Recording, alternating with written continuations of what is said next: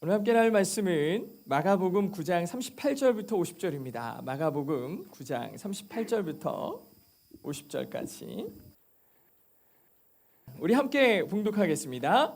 요한이 말했습니다. 선생님의 이름으로 귀신을 쫓아내는 어떤 사람을 보고 우리가 따르는 자가 아니어서 우리가 그에게 하지 못하게 했습니다.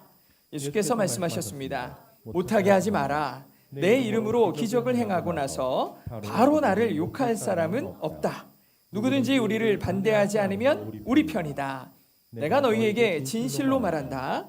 너희가 그리스도의 사람인 것을 알고 너희에게 물 한 잔이라도 주는 사람은 반드시 자기가 받을 상을 잃지 않을 것이다. 또 누구든지 나를 믿는 어린아이들 중 하나라도 죄짓게 하는 사람은 차라리 큰 맷돌을 목에 달고 바다에 던져지는 것이 나을 것이다. 네 손이 너를 죄짓게 하거든 잘라버려라.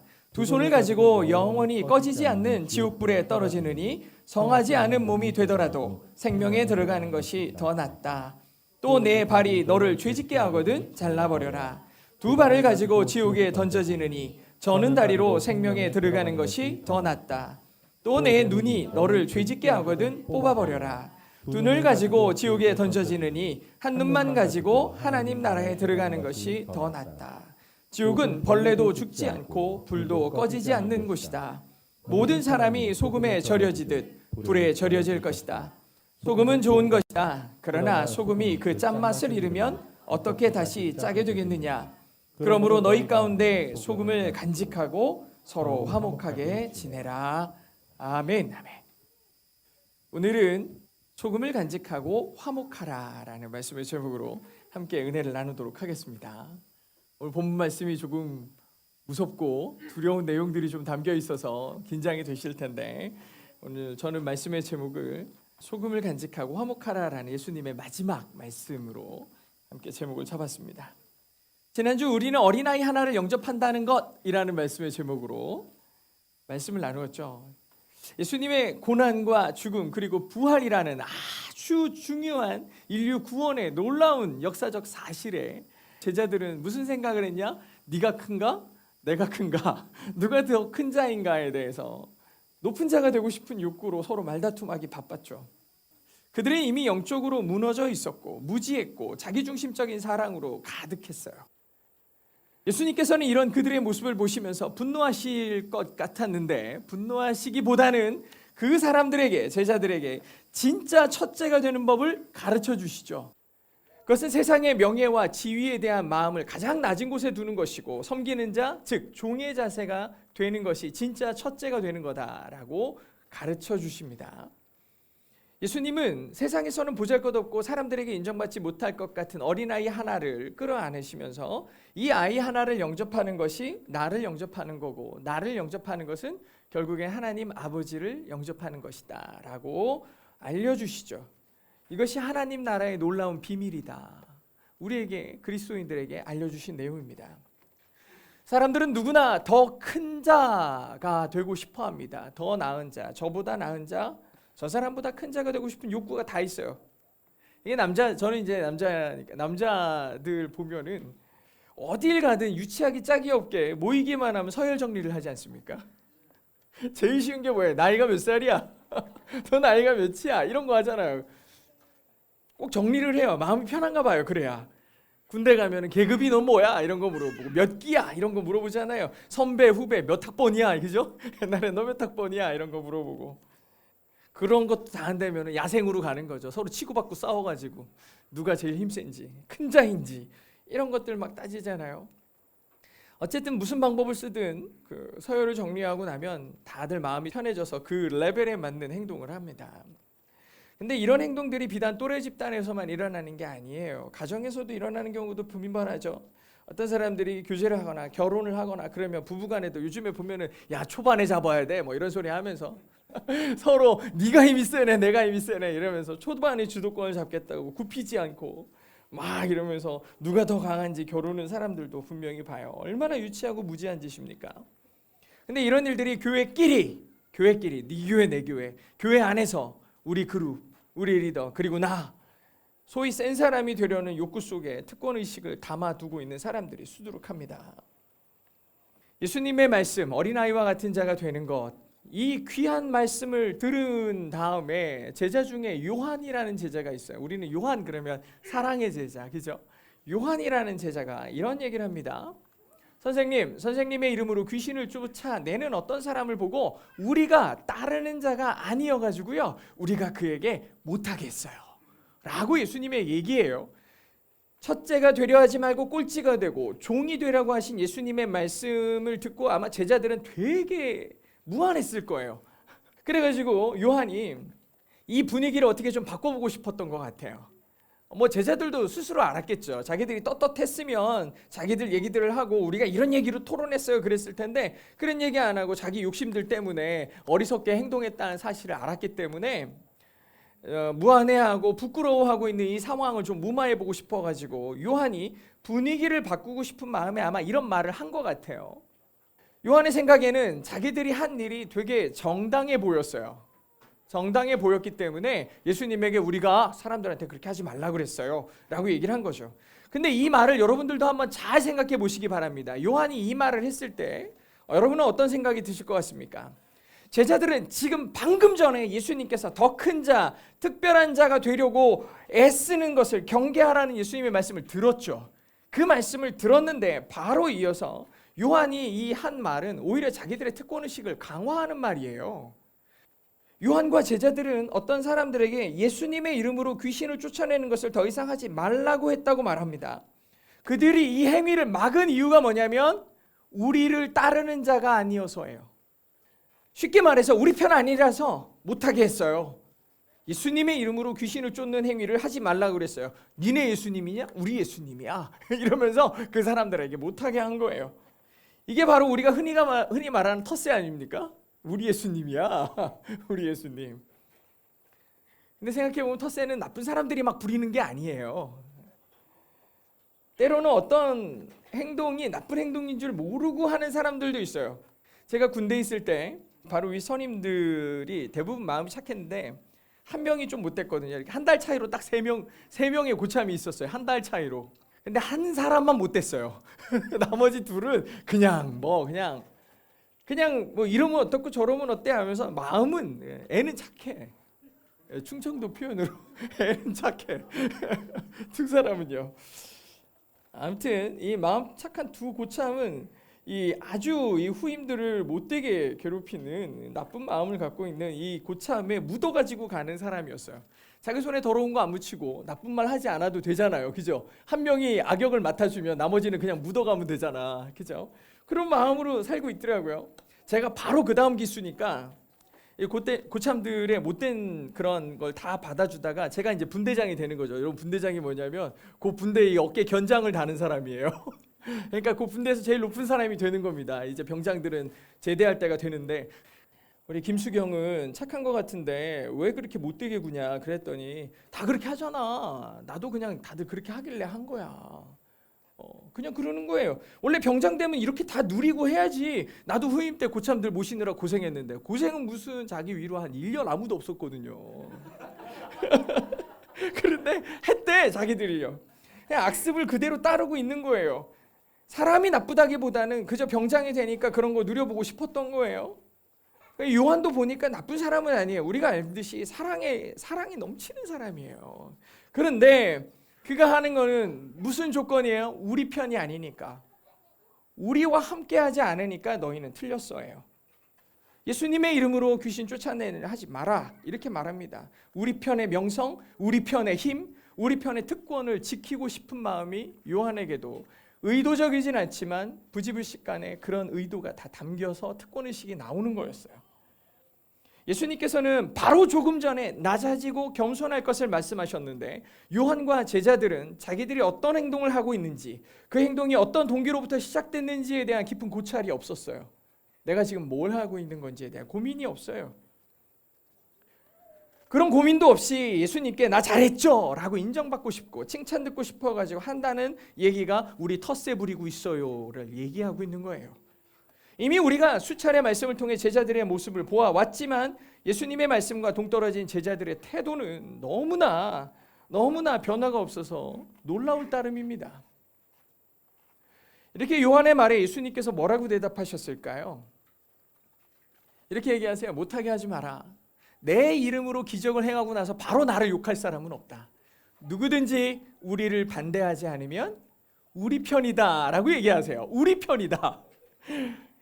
예수님의 말씀에 우리 편이라는 말이나 편 가르지 말라고 하시더니 갑자기 예수님이 우리 편이라는 말씀을 하신 거예요. 이거는 제자들의 생각을 읽으신 거예요. 제자들은 지금 자기들과 어울리는 사람들만 우리 편이라고 생각하는 거죠. 우리끼리, 우리 편, 우리 편. 여기 있는 우리. 사람들을 바라보면서 우리 편 and 나머지라고 여기고 있는 거예요. 근데 예수님께서 뜻밖에도 우리 편에 대해서 말씀하시는데 우리 편의 정의가 뭐라고 되어 있냐? 우리를 반대하지 않으면이에요. 우리를 반대하지 않으면. 누구든지 우리를 반대하지 않으면 우리 편이다. 제자들이 하지 못하게 했던 그 사람은 예수님의 이름으로 귀신을 내쫓았잖아요. 예수님의 이름으로 귀신을 내쫓았으니까 이 사람도 우리 편이다. 제자들이 하는 말을 듣고 예수님께서는 제자들에게 그들도 우리 편이라고 정의해 주신 거예요. 제자들은 좀 서운하지 않았을까요?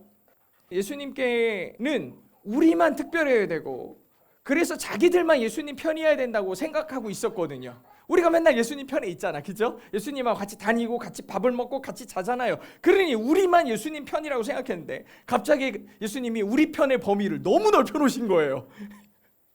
이거 서운한 마음이 들 수도 있어요. 그러면서 예수님이 이런 말씀까지 하십니다. 내가 너희에게 진실로 말한다.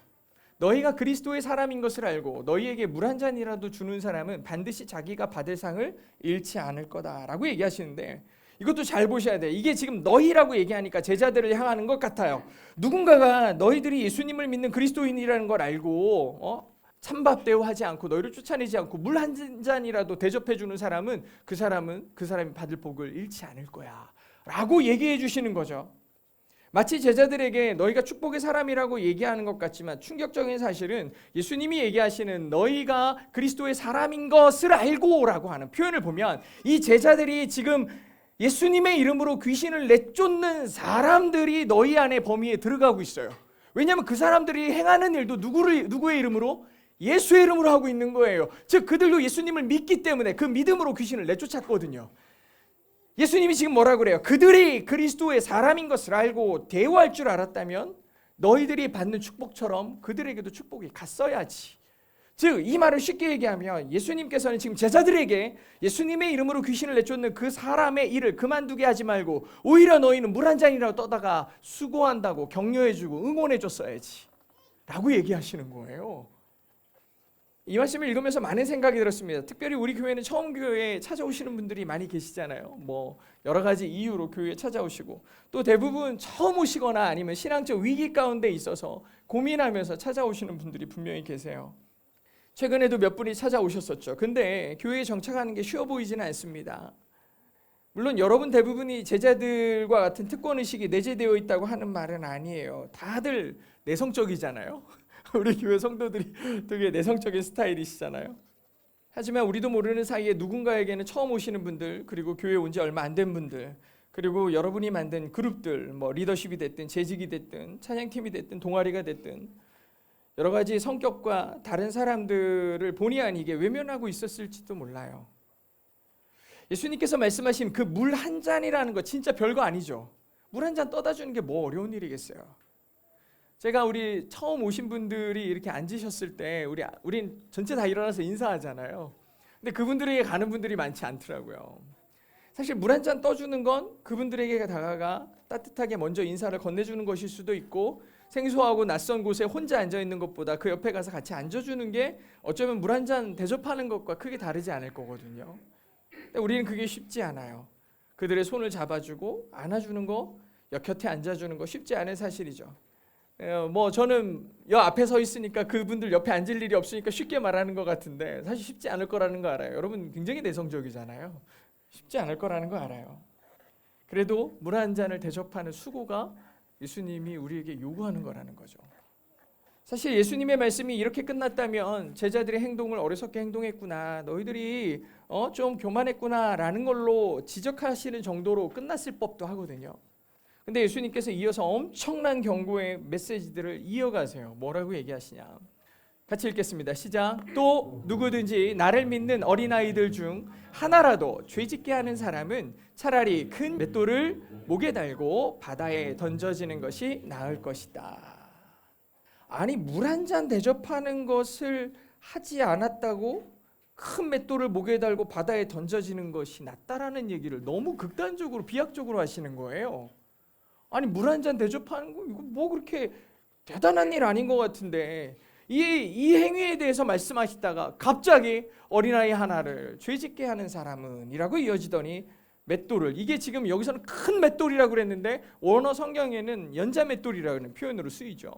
연자 맷돌은 동물이 돌리는 큰 맷돌이거든요. 그러니 맷돌이 얼마나 크겠냐고요. 그죠? 여기에 묶여서 바다에 던져진다고 생각해 보세요. 살 가망이 없어요.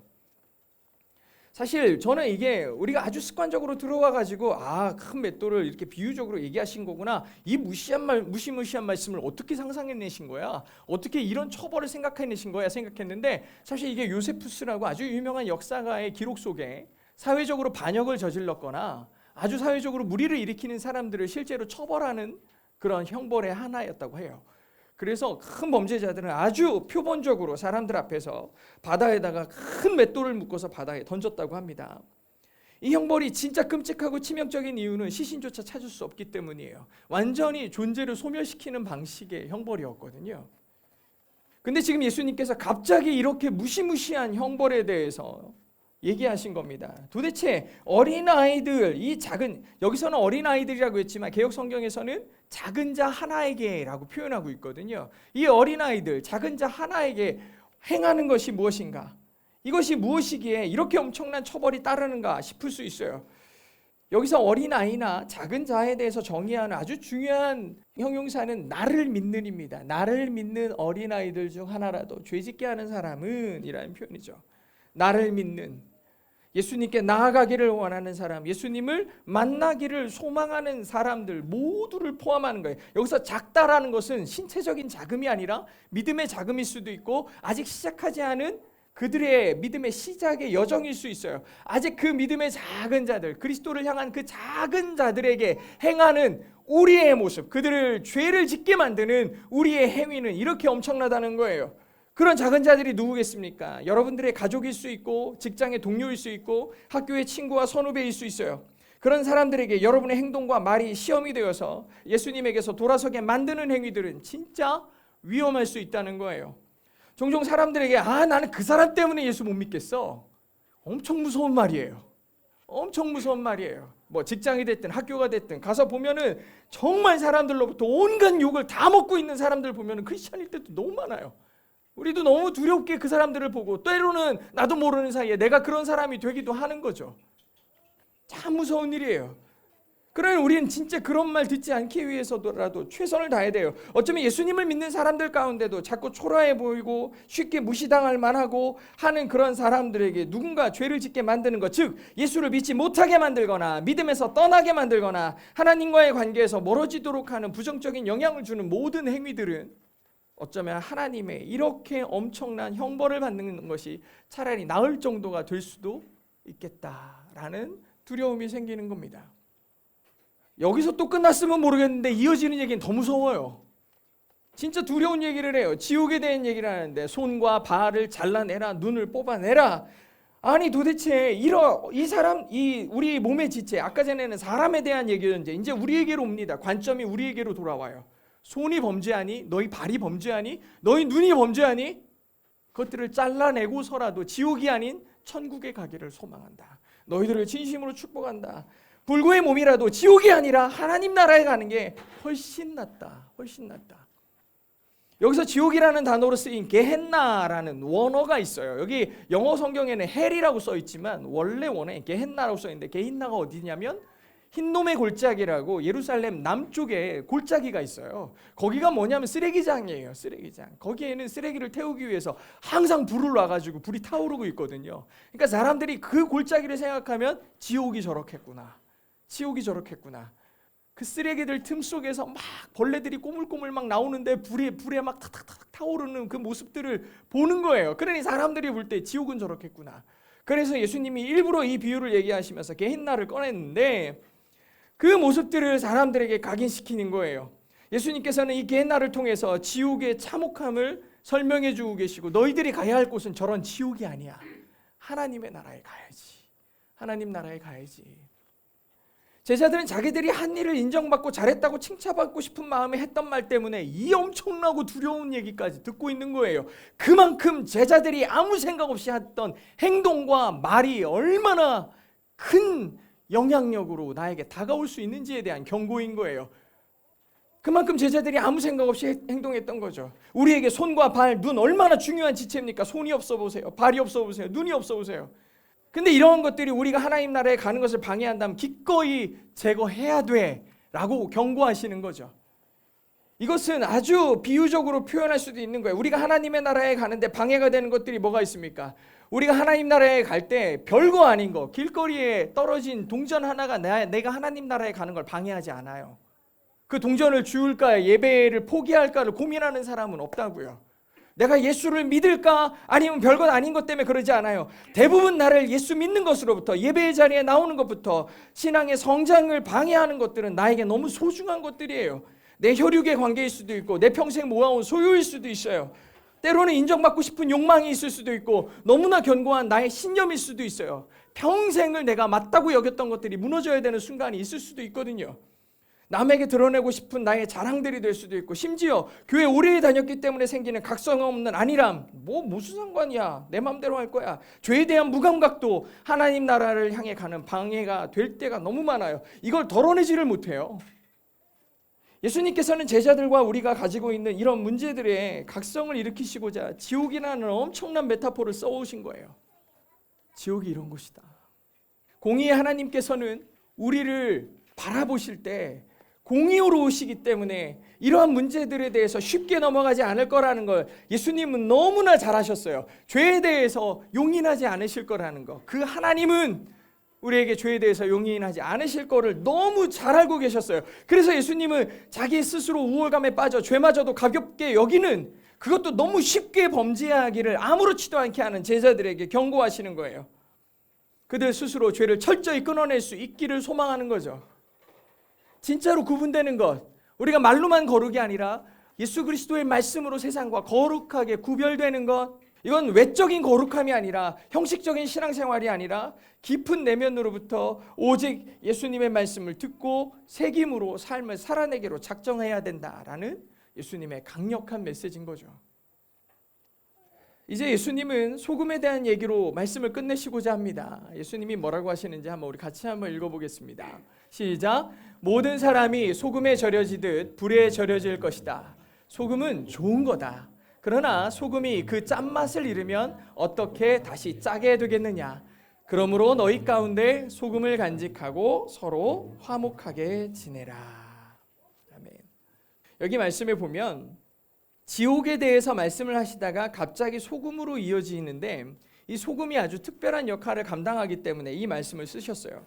레위기 2장에 보면, 레위기는 우리 이미 다 통독을 해서 아시는 것처럼 제사에 대한 얘기지 않습니까? 하나님을 제사하는 것이 초반부에 나오는데, 여러 가지 제사의 종류 중에 이 제사를 드릴 때 소금이 하는 역할에 대한 얘기가 나옵니다. 레위기 2장에 보면 하나님께 드리는 예물에 소금을 치라 라는 말이 나오고, 그리고 하나님께 드리는 예물에 소금과 함께 드리라 라는 말이 나와요. 소금을 치라, 소금을 함께 드리라. 이 말씀의 의미가 뭘까? 소금은 음식을 썩지 않도록, 그리고 더러운 것들을 제거하는 항균제 역할을 해요. 즉 소금을 뿌린다라는 것은 음식물이 썩지 않도록, 더러워지지 않도록 하는 정결이고, 예수님이 소금에 절인다는 행위와 동시에 불에 절인다라는 표현이 또 나와요. 불에 절인다라는 표현보다는 사실은 불로 태워진다라는 뜻이 나오는데, 불은 뭐 할 때 태워지냐면 보통 쇠를 재련할 때 쓰이거든요. 금을 정금으로 만들 때 각종 금속들이 순정 상태로 나오게 하기 위해서 쓰는 게 불이거든요. 즉 불에 절여진다, 불에 태워진다라는 뜻은 정결해진다라는 뜻을 의미합니다. 예수님의 말씀은 우리가 이만큼 정결해짐의 과정이 필요하다라는 거예요. 결코 쉽지 않다. 우리가 소금에 절여져야 되겠고 불에 절여지는 시간이 반드시 필요하다라고 얘기하시는 거죠. 소금과 불은 예수님의 말씀에 대한 비유입니다. 우리가 주님의 말씀 앞에 온전히 서지 않는다면 우리는 도저히 거룩해질 방법이 없습니다. 정결해질 방법이 없어요. 여전히 우리의 소중한 것들에 얽매여 살 것입니다. 그런 것들에 얽매여서 영원한 하나님의 나라는 보이지도 않게 되겠죠. 예수님의 말씀은 이런 상태의 제자들을 비난하고 나무라기보다는 그런 것들에, 그런 하찮은 것들에 얽매여서 하나님의 나라를 보지 못하는 이 자들에 대한 안타까움과 사랑의 마음이 가득 담겨 있습니다. 그래서 하신 말씀이 소금을 간직하고 화목해라 라는 마지막 당부 메시지예요. 소금을 간직하고 서로 화목해라. 제가 소금이 뭐라 그랬습니까? 예수님의 말씀이라 그랬죠. 소금과 불은 예수님의 말씀이에요. 우리가 마음속에 간직해야 될 것, 예수 그리스도의 말씀이고 그분의 사랑입니다. 우리 마음속에 그 마음을 품을 때, 소금을 품을 때 우리는 화목할 수 있다라는 거죠. 사랑하는 성도 여러분, 우리는 진짜 화목해야 돼요. 어제도 교회에서 힘든 시간을 보내는 우리 청년들의 이야기를 듣게 됐는데 성도들의 마음이 여러 갈래로 갈라지고 신앙을 어떻게 해야 되나, 보이지 않는 곳에 돈과 권력이 성행하고 서로 다른 성향들로 갈라져서 누구 편이냐고 물어봐야 하는 이 비현실적인 아주 비참한 상황에 놓인 성도들을 보았어요. 사랑하는 성도 여러분, 여러분은 어떻습니까? 마음에 화목이 있습니까? 피스, 영어로 피스라고 하니까 훨씬 쉽죠. 화목이. 여러분 마음에 평안이 있습니까? 여러분 주변을 둘러보시기 바랍니다. 혹시 여러분이 눈앞에 보이는 사람들 때문에 마음이 불편하지는 않습니까? 그 거리낌의 크기와 무게를 덜어낼 수 있는 사람은 여러분 자신밖에 없어요. 저도 모르는 사이에 여러분들의 마음을 힘들게 했을 수 있어요. 되게 뿌듯한 얼굴로 보시는 분들도 많으신데 아시는군요. 뭐 이런 건데 힘들게 했을 수 있겠다 그렇게 생각해서 진심으로 용서를 구합니다. 근데 제가 이렇게 용서를 구한다 해도 마음이 전혀 해결되지 않는 분들이 계세요. 우리나라에 보면은 그렇게 미안해 그러면 말로만 막 이렇게 하고 말로 아니고 뭐라도 필요해 뭐 이렇게 얘기를 하면은 이 정도로는 안 돼 내가 그냥 이렇게 얘기하면서 마음이 시원함이 없는 분들이 엄청 많아요. 그래서 어쩔 수 없는데 저도 여러분의 마음까지 녹일 수 없을 겁니다. 저도 소금을 품고 화목하기 위해 무척이나 노력하겠지만 원래 목사님들이 제일 문제예요. 교회에서 보면. 그래서 제가 하는 말입니다. 저를 향한 불편한 마음을 덜어내야 할 사람은 제가 아니라 여러분들의 몫인 거죠. 하나님이 주시는 평안이 여러분 안에 가득하고 소금과 불의 정련이 있을 때 여러분의 마음속에 있는 그 불편함들이 태워지고 사라지겠죠. 예수님께서는 이런 노력을 손과 발을 잘라내고 눈을 뽑아내는 극단적인 비유로까지 얘기하고 계신 거예요. 이게 왜 이렇게 어려운 일입니까? 내 자존심, 내 사람들, 내 편, 내 교회, 내 생각의 벽이 무너지는 것을 여러분 두려워하지 않으셔야 돼요. 그것이 진정한 소금의 맛을 내는 사람들이에요. 우리는 교회의 맛, 내 생각의 맛이 나는 게 아니라 예수님 맛이 나는 사람들이 돼야 돼요. 그것이 크리스찬이죠. 나는 어느 교회 다니는 사람, 나는 어느 목사님을 섬기는 사람이 아니에요. 그런 정체성은 크리스찬의 맛이 아니고 오늘 성경에 써 있는 맛을 잃은 소금에 불과한 거예요. 우리는 예수님 맛이 나야 크리스찬이죠. 우리의 영역은 예수님이어야 되겠고 예수님이 말씀하신 것처럼 나를 믿는 자들로 범위가 확장이 돼야 돼요. 그게 크리스찬의 마음의 확장이에요. 우리의 방향은 하나님 나라여야 돼요. 이게 아주 중요한 메시지잖아요. 예수님께서 극단적으로 얘기하시지만 우리의 범위, 우리의 방향은 아주 이렇게 선명해 라고 정의하신 거거든요. 그래서 우리는 기꺼이 훨씬 중요한 가치 있는 것들을 위해 나의 소중한 것들을 끊어낼 수 있어야 된다라고 예수님은 손을 자르고 발을 자르고 눈을 뽑아내는 아주 극단적인 비유를 써서라도 말씀하고 계신 거예요. 제자들이 변화가 없거든요. 몇 번을 얘기해도 예수님의 말씀에 반응이 없어요. 그러니까 이렇게 얘기하세요. 마지막에 이 당부를 우리는 마음에 새겨야 돼요. 소금을 품고 화목해라. 화목해라. 여러분, 사랑하는 성도 여러분, 기꺼이 화목하시기 바랍니다. 물론 쉽지 않을 거예요. 그래야 우리는 성령의 도우심이 필요해요. 성령의 불이 우리 안에 쏟아지고 떨어져서 우리 안에 있는 불순물들이 다 태워져야 돼요. 그리고 예수님께서 이 결론에 이르기 위해 하신 말씀을 새기시기 바랍니다. 그것이 크리스찬이죠. 우리는 하나님에 대해서도 그리스도인이어야 하겠지만 이웃과 세상에 대해서도 반드시 그리스도인이어야 합니다. 세상에서도 예수 믿는 사람이어야 된다는 거예요. 그건 나는 예수 믿는다라는 고백만으로는 완전히 부족해요. 내가 가진 신앙이 과연 다른 사람에게도 신앙이 될 수 있는가에 대해서도 깊이 고민해야 돼요. 저부터 교회의 화목을 위해 마음에 주님의 말씀과 주님의 뜻을 품고 그 소금을 품어야 되겠죠. 그리고 무척이나 노력할 거라고 약속드렸습니다. 하나님 나라에 우리 모두 함께 가기를 진심으로 소망합니다. 그리고 여러분과 함께 이 동행교회, 이 교회, 그렇다고 우리 편이냐 누구 편이냐 묻는 그런 바운더리가 아니라 우리는 다 그리스도의 사람인 것을 꼭 기억하며 나아가는 여러분 진심으로 축복합니다.